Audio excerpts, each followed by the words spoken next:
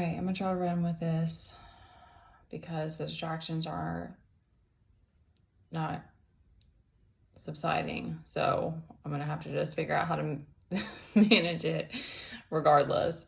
All right, so this is the message that's coming to me from this, is that almost all of our cups here are overturned, and there's someone who's very much in their feelings, and you're struggling with that. You're struggling to either understand them, or you're really just wrapped up in it and struggling to balance it or manage them.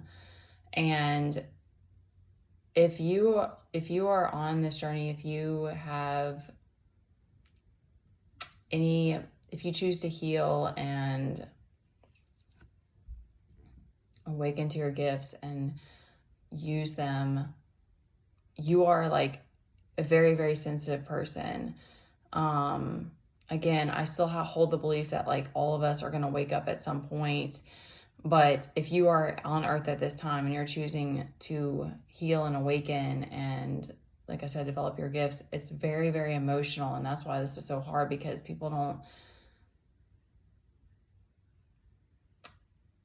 the outside world doesn't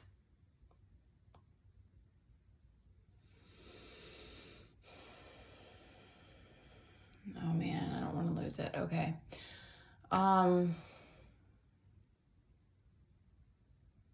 There is this need to protect ourselves. We can't just walk around vulnerable all the time. And then we have the Queen of Swords here, almost like all the way at the top. I can't get her out.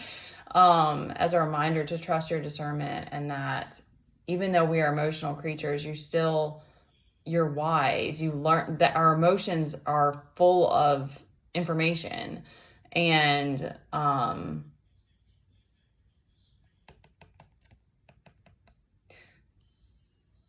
that's a power. That's discernment is a gift. It's a gift that you're given. And so it's just a reminder that you can come back to this place of this Queen of Swords position, like let the emotions go, cry it out, do what you need to do, purge it, and then come back to this position. So earth is very hard because, like I said, we can't just walk around vulnerable all the time, and then the universe doesn't like us when we're disempowered. Like we have to learn these hard lessons from each other, that when we give our power away or we're vulnerable around the wrong people, we get ourselves in trouble. So that's okay. So that was the other point about this that I wanted to bring in, is that that's when you get to a place in this journey that you realize that like self-protection and like choosing yourself first and setting boundaries and not just giving everyone the time of day is not, in a way it is selfish, but that's the only way that you can even begin to pour from a full cup, is to protect yourself and to do what you need to do. And that's a learning process too. And it's crazy because there's so many things that we go through, and there's so many things that you'll go through that you're like, I don't know how I'm going to get through this, or like, I don't know how this is going to work out or whatever. And you're reminded and shown over and over again that your angels, your guides, God is protecting us. Because looking back on my life, there's many times where I'm just like, I don't know, and like, why did I walk into that situation? Like, why was I put into that situation? And anyway, so you just see there's many, many reminders that we're protected.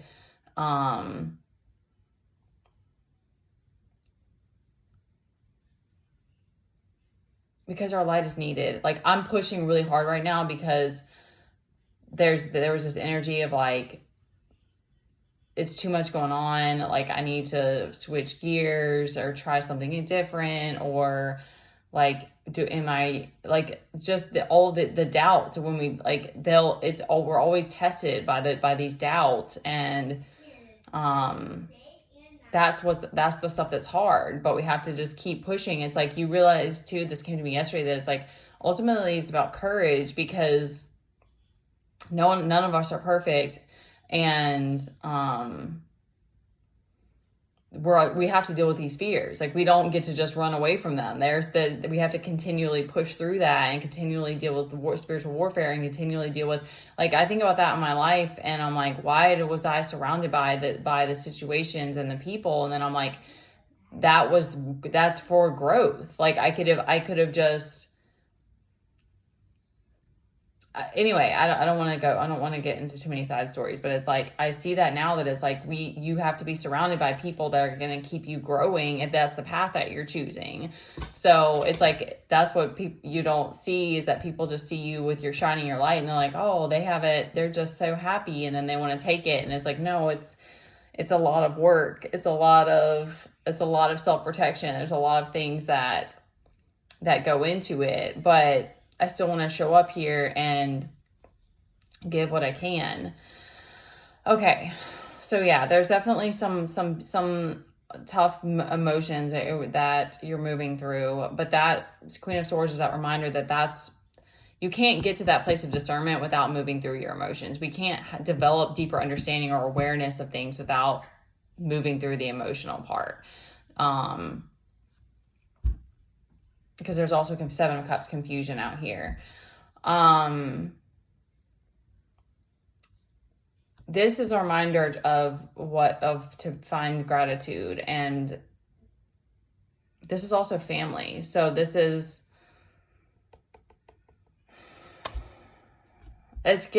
reminder that you are supported. Because again, we get in our heads about that we don't think that we have any support. I do that all the time, because that's what certain environments where you felt like there was nobody there, that's a real fear that you develop, that there's like, you don't have anybody. But it's just in our heads. I needed that reminder as well. We have the Fool reverse, so there's some recklessness, which is probably because there's just so much emotional stuff that you're navigating right now. The Knight of Pentacles, and we have the Two of Wands. So there's a decision that's coming up to be made, and then we have the High Priestess.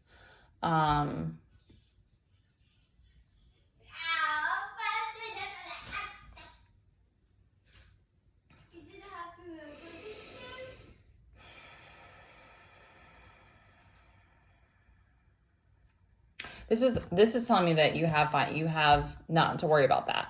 Don't worry about your finances. That's either coming in or you're on that track. That you're developing that stability, or that financial stability is coming in. So I would just say, come back to that Queen of Swords position as a reminder that to trust your discernment. It's you and God, like, you're going to go through times of confusion, but we're all learning along the way. We're all picking up pieces of the puzzle and picking up things from each other and from going within. So it's like, you have to move through the confusion, but then you come back to that Queen of Swords position. So just give your mind, give your body a break if you can. And, I'm trying to think of what else would I say to like move through the emotion. Meditation for me, it's usually just like getting into a place where I can let everything else go. Crying is usually another one. I cry a lot. It's usually a mix of the two. And then like yesterday it was I lost it because this kid was being a complete nut. But